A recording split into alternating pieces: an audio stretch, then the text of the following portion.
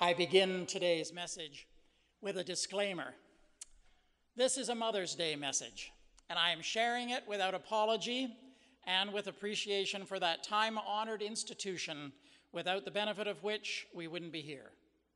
For thus we become. I will admit that one should not be sentimental about motherhood because, for some, motherhood was an accident and not always welcome. For some, biological motherhood is not possible. For some, mothers were not all that nice. For some, motherhood under the very best of circumstances is still less than a bed of roses and a primrose path. For some, the loss of a mother was tragic, and the grief lingers on. So, with all those disqualifications, why bother with Mother's Day at all? Well, I'll tell you why.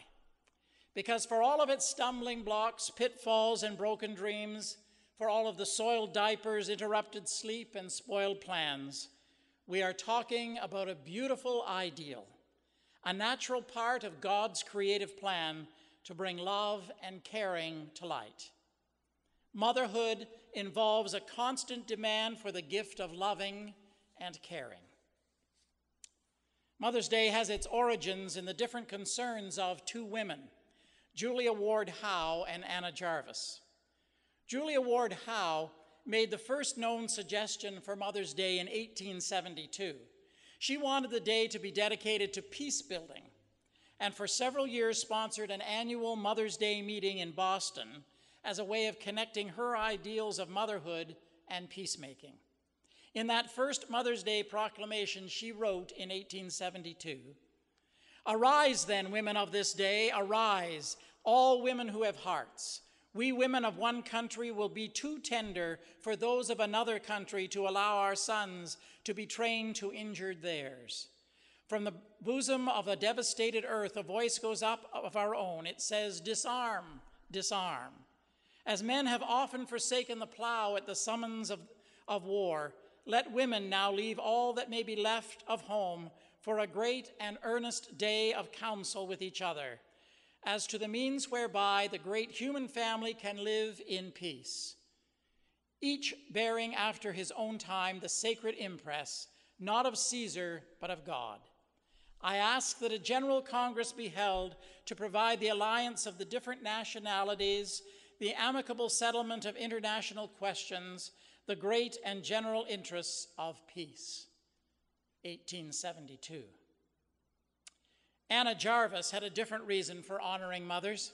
Having spent most of her life caring for her mother, her concern was for mothers who needed care and those adult children who were neglecting them.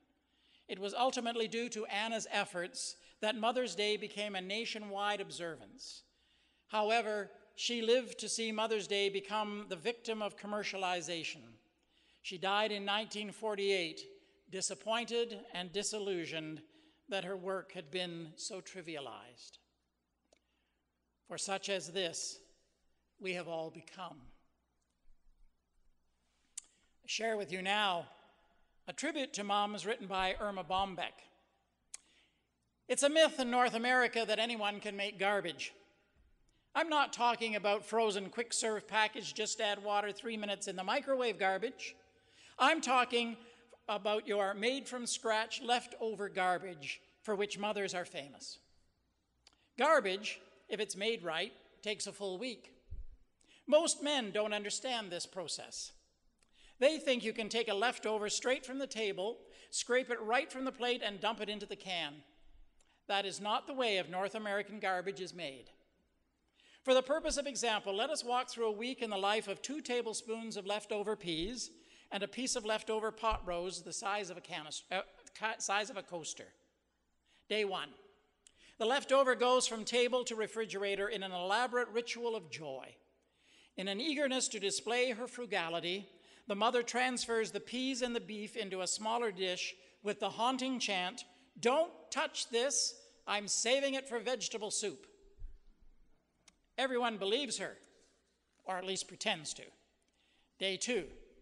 The leftover enjoys a place of prominence in the refrigerator and is seen every time the door opens. A few times it is re-examined, but from the distance comes a familiar chant, "Don't touch it, I'm saving it for vegetable soup. The leftover is moved to a less prominent shelf and is occasionally patted and reassured that it will be the makings of vegetable soup. Day 4. A traumatic time in the life of the future garbage. It is either tossed prematurely or is shoved to the rear of the refrigerator on a shelf next to a bowl containing 3 tablespoons of peach juice, and a pit.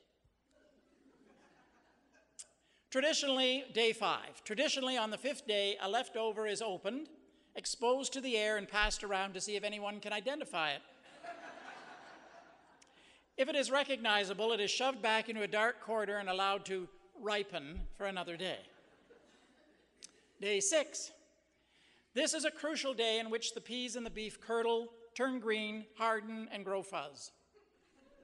Day 7. Excited cries resound through the kitchen as the children dance around the refrigerator chanting, "Is it garbage yet?" Mother removes the leftovers, folds back the foil, and pronounces the peas and the beef dead. In no other place in the world do mothers prepare their garbage for burial like they do here. First, they wrap it in newspaper, then put it in a brown bag, then in a plastic bag, and finally put it to rest in the garbage can. A time-honored tradition of mothers for years who have vowed, "I will bury no garbage before it's time." Well, I invite you to hear those words from John's Gospel once again. "Let me give you a new command. Love one another. In the same way that I have loved, you love one another. This is how everyone will recognize that you are my disciples, when they see that you have love for one another." Jesus was not into sentimental Hallmark love. Jesus' love was more than sentimentality. It was about meaningful love.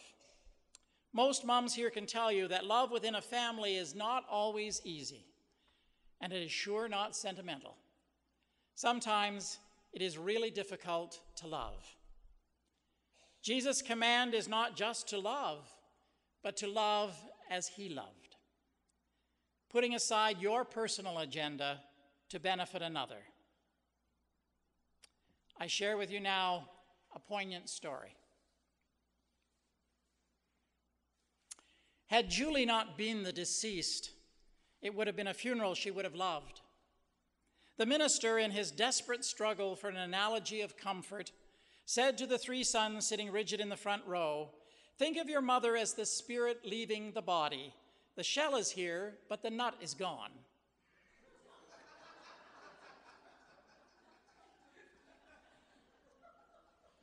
The organist forgot the music, and the only song she knew by heart was "The Days of Wine and Roses."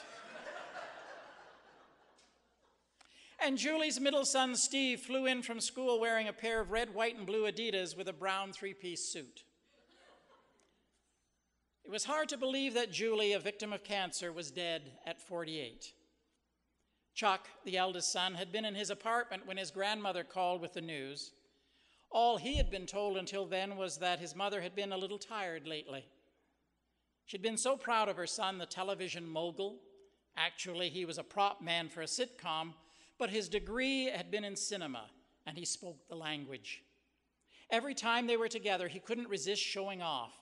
"What movies have you seen lately, Mom?" Julie, "The Seduction of Miss Marple, and I loved it." Chuck, "It missed making a statement." How could he have been such a superior jerk? Now it was too late to say that he was sorry. Now it was too late. He fingered the letter in his pocket. He opened it for the 10th time. It was his mother's last message to him. "Dearest Chuck, since this letter is for your eyes only, I can tell you that I always loved you best. Maybe it was because you were the first miracle to stir inside me, the first hint of my immortality. You were part of the lean years for your father and me, the part that brought laughter to poverty, warmth to cold, success to failure. You were the original model. Others after you might blow bigger bubbles, burp louder, talk earlier, or walk faster, but you did it first. You may have suffered a bit from clumsy baths and our inexperience with open pins, but you got something better.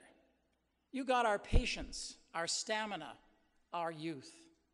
You got the part of us that was the best we had to give, our struggle and our triumph over it. You were 6 volumes of baby pictures and a set of encyclopedias. You were house calls for gas pains. You were strained lamb. You were the beginning. You were wanted, and you were loved. Mom. Chuck folded the letter quickly as Steve slid in beside him.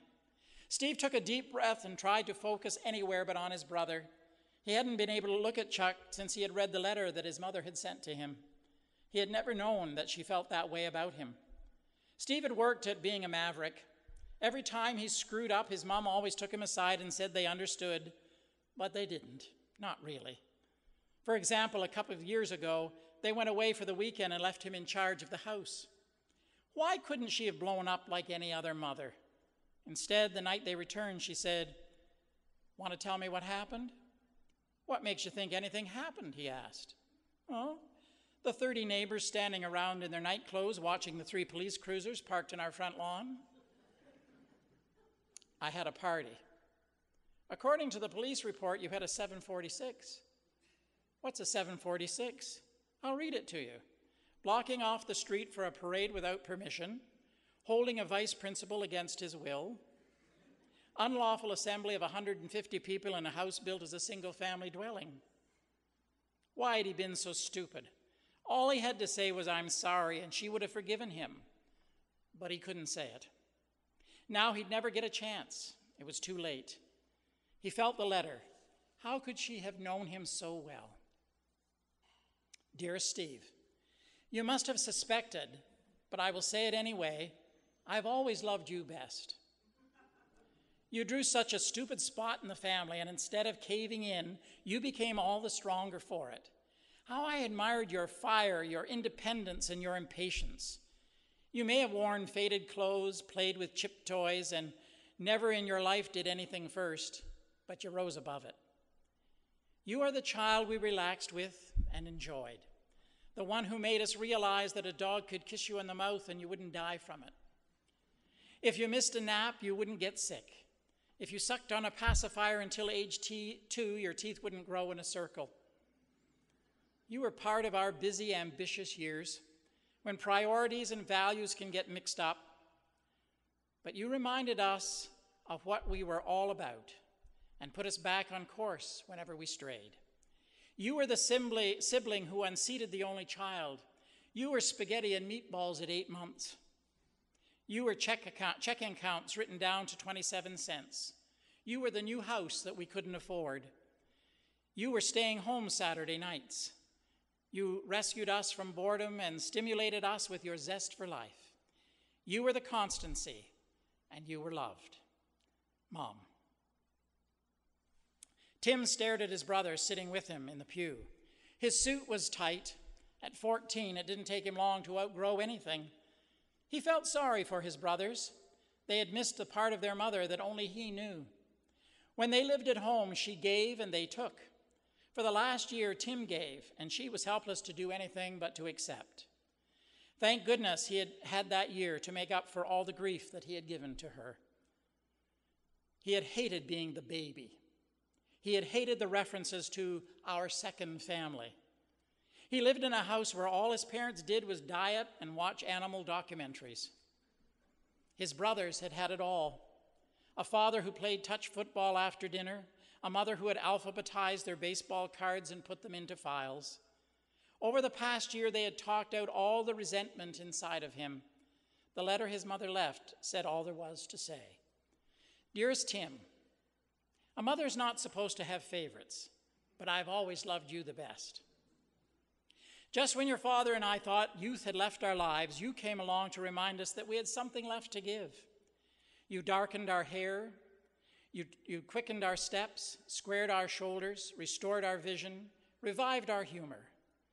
You were our second chance to enjoy a miracle from God. You grew so fast in such a short time, or maybe it was that we didn't want to think about time. You fell heir to the broken baseball bats, trains that wouldn't run, a refrigerator full of yogurt, midlife crises, a baby book with nothing in it but a recipe for apple crisp. you also fell heir to the one thing that we never counted on, our mortality. With you, we discarded the rules and experienced what a baby is all about. It was like seeing one for the very first time, a love one cannot describe. I have loved you for your 35-year-old patience, your 90-year-old compassion, and your 50-year-old practicality. But mostly, I love the 14-year-old boy who wore them awkwardly but proudly. You were the culmination, and you were loved. As the last strains of the days of wine and roses faded, two women left from the back of the church. Didn't it just tear your heart out to see those young boys of theirs without a mother? The other woman leaned closer. I heard the medical bills took all they had, she whispered. She didn't leave those boys a thing. How wrong could she have been? For you see, there are three things that abide forever. They are faith, hope, and love. But the greatest of these is love. For love is patient, and love is kind. It bears all things, it believes all things, it hopes all things, it endures all things. Love never fails. Thanks to moms, past and present. Thanks to my mom. Thanks for all that I have become. Happy Mother's Day, Mom. And the people said,